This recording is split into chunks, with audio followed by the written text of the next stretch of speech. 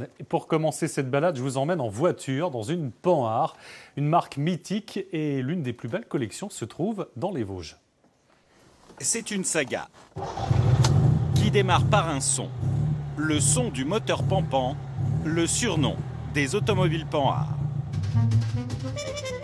Panhard, une marque oubliée pour certains, un mythe pour d'autres.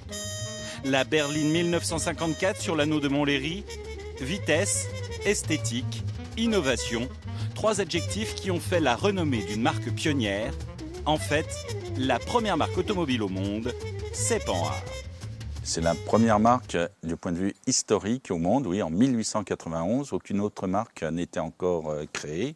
Et on a lancé en 1891 une dizaine de véhicules de même type. Le début d'une longue série que bichonne avec amour Mathieu Cogniet. Une vie a rassemblé une quarantaine de Panhard et autres dérivés de la marque. Sa collection est une des plus belles de France, peut-être même du monde.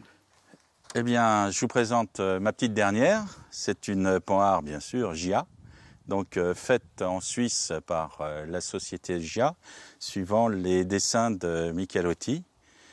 Il en reste 2 des voitures comme ça au monde, en cabriolet. Des modèles extrêmement rares, presque uniques, des automobiles au design surprenant pour l'époque, symbole d'une marque qui a toujours voulu être à la pointe de la technique et de la compétition. C'était une marque sportive, c'était une marque dynamique. On parle dès 1925 de la voiture des records et après-guerre, 1600 victoires, que ce soit au 1000 milles, soit aux 24 heures du Mans, etc. On appuie sur un petit bouton secret. Voilà, démarrer du premier coup.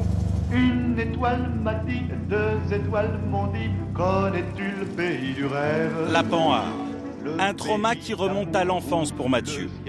À 5 ans, lorsque ses parents achètent une Dyna X verte, le virus l'envahit.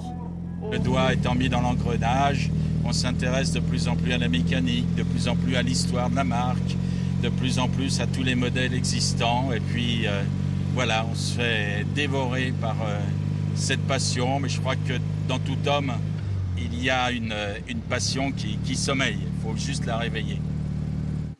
Et la passion, selon Mathieu, est sans limite. Jusqu'à acheter des joujoux de guerre grandeur nature, comme ce classique de l'armée française. C'est quelque chose qui est très rare dans les collections privées. C'est un EBR, engin blindé de reconnaissance. Il fait 12 tonnes 5. Il a 8 roues, dont des roues agricoles qui peuvent descendre et monter dans des terrains sablonneux. Un canon de 75, il est évident qu'ici il est démilitarisé. Et 2 volants de chaque côté, encore une innovation. Panhard fut aussi un des premiers fabricants de véhicules militaires.